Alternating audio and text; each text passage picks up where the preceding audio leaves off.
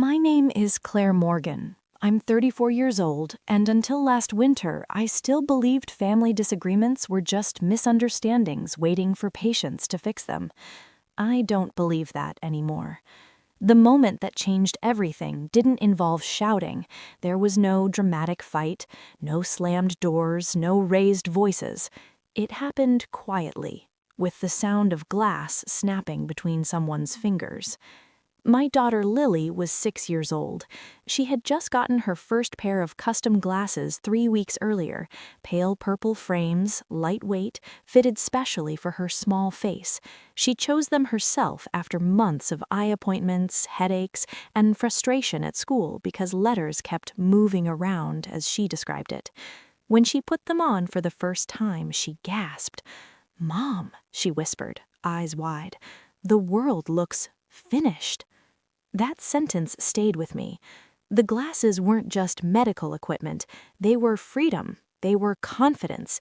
They were the reason Lily stopped squinting at books and crying during homework. They cost more than we could comfortably afford, but we paid anyway, because that's what parents do. The day they broke was Christmas Eve. We were at my parents' house, the same house we'd gone to every holiday since Lily was born. White lights on the porch, cinnamon candles burning, the faint sound of an old radio playing carols in the kitchen. Everything looked normal. That should have been my first warning. My brother Evan arrived late, like always. Loud boots, louder voice. He had a way of entering rooms like he owned the air in them. Everyone adjusted automatically, chairs shifted, attention moved. Evan had always been like that. He was 2 years older than me, confident. My name is Claire Morgan. I'm 34 years old, and until last winter, I still believed family disagreements were just misunderstandings waiting for patience to fix them. I don't believe that anymore. The moment that changed everything didn't involve shouting. There was no dramatic fight, no slammed doors, no raised voices. It happened quietly, with the sound of glass snapping between someone's fingers. My daughter Lily was 6 years old. She had just gotten her first pair of custom glasses 3 weeks earlier, pale purple frames, lightweight, fitted specially for her small face. She chose them herself after months of eye appointments, headaches, and frustration at school because letters kept moving around, as she described it. When she put them on for the first time, she gasped. "Mom," she whispered, eyes wide, "the world looks finished." That sentence stayed with me. The glasses weren't just medical equipment.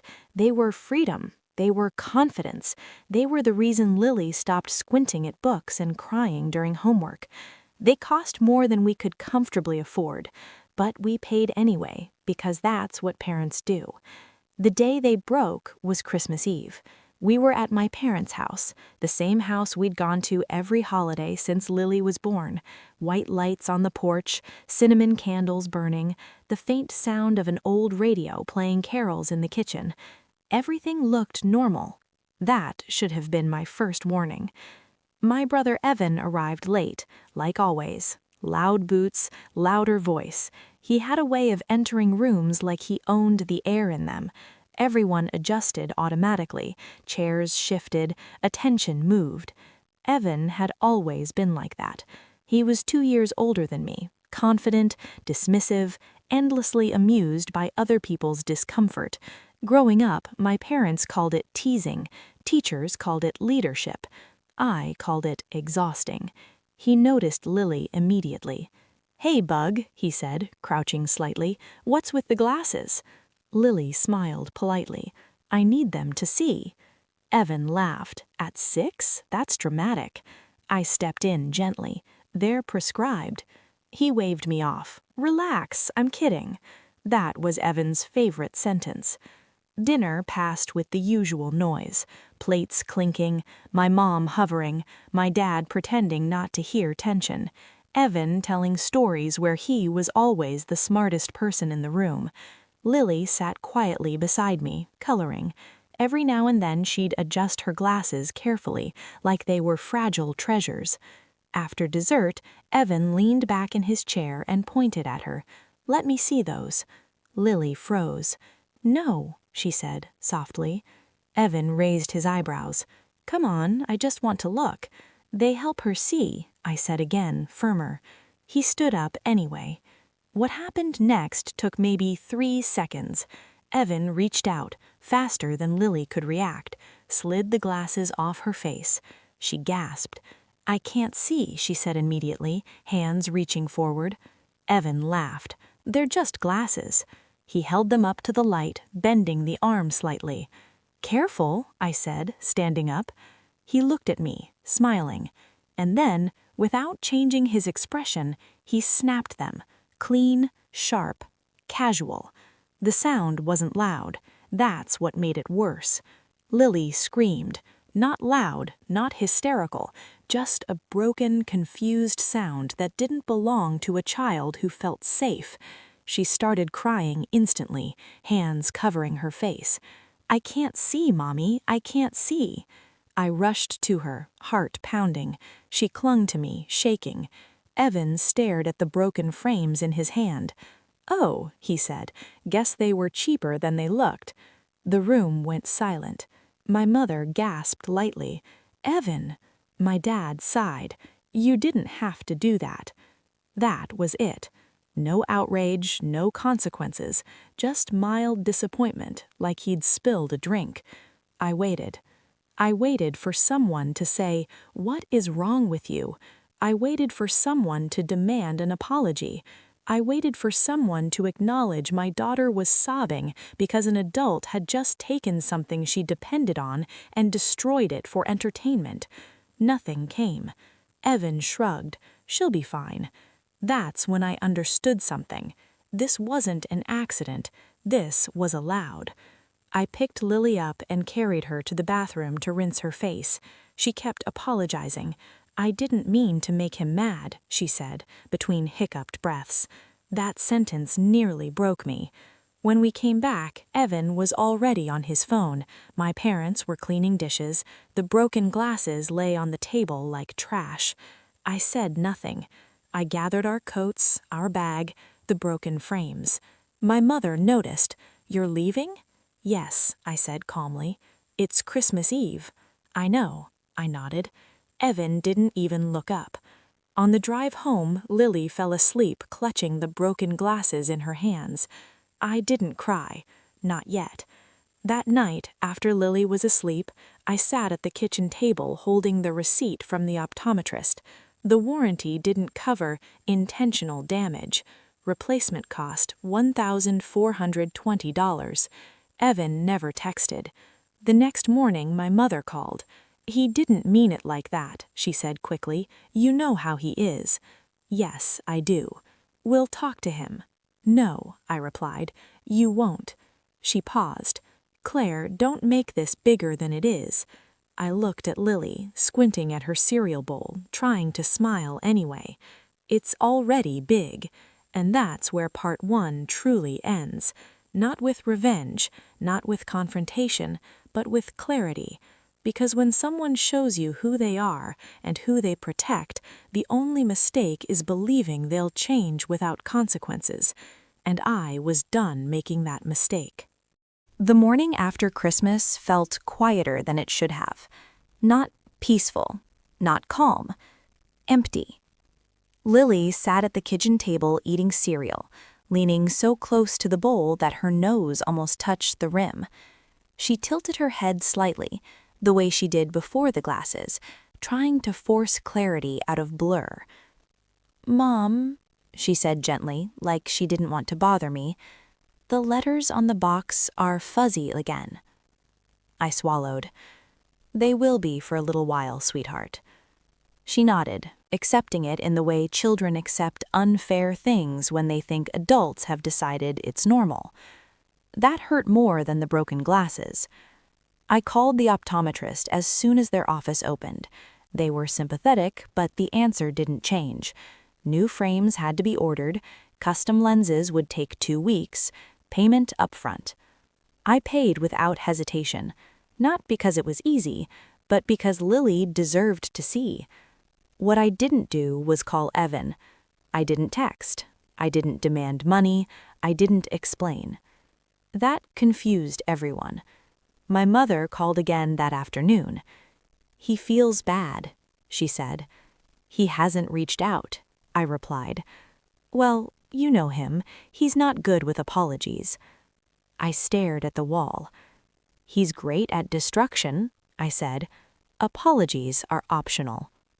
She sighed. "Are you really going to hold this against him forever?" I thought about Lily flinching when someone moved too fast near her face. "Yes," I said, "I am." Silence. That was the moment I stepped out of the family rhythm. No weekly calls, no casual updates, no smoothing over.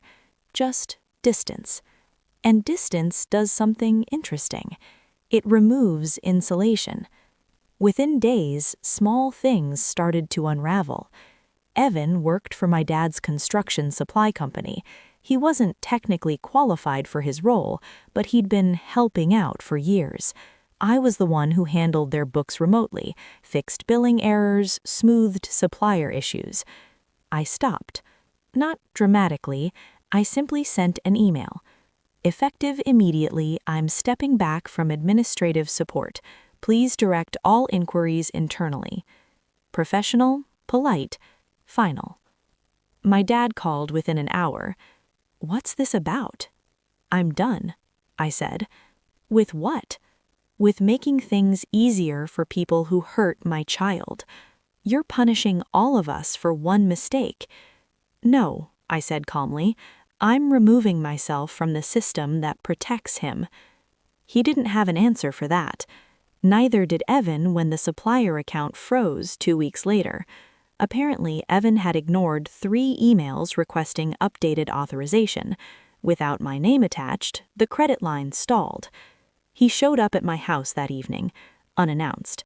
He stood on the porch, hands in his pockets, irritation radiating off him. "You really doing this?" he asked. I didn't invite him in. "You broke Lily's glasses." "So?" "So I paid $1,420 to replace something you destroyed for fun." He scoffed. "You're exaggerating." "No," I said, "I'm stating numbers." He rolled his eyes. "You could have just asked me to pay." I looked at him. "You never asked if she was okay."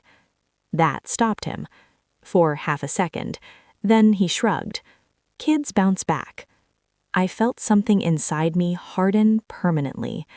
"I don't get access to my life anymore," I said. He laughed. "You can't cut off family." I stepped back and closed the door. I didn't hear him leave. Weeks passed. Lily got her new glasses. This time she didn't smile when she put them on. She just nodded, like someone accepting a responsibility. That scared me more than tears. At school, her teacher mentioned Lily had become quieter, less confident. "Heavy things stick with kids," she said gently. I knew exactly who made it heavy. Meanwhile, Evan's life grew louder. Without my buffer, mistakes piled up. Invoices missed, deliveries late, a supplier demanded cash up front. Then came the email. "We're terminating the partnership due to repeated unprofessional conduct." My dad forwarded it to me. I didn't respond. My mother finally showed up at my door in February. She brought soup like illness was the problem. "You're tearing the family apart." I looked past her into the street. "No," I replied. "I stopped pretending." She sat heavily at the table. "He's struggling." I nodded. "Good." Her eyes snapped to mine. "How can you say that?" "Because struggling is how people learn they're not entitled to hurt others." She opened her mouth, then closed it, because for once there was nothing to argue with. That night Evan called, not angry, tired. I didn't think it was a big deal. That was the problem. She cried. "Yes." He was quiet. "I didn't know the glasses were that important." "You didn't ask." Another pause. "I can pay you back." "It's not about money." "Then what is it?" he snapped.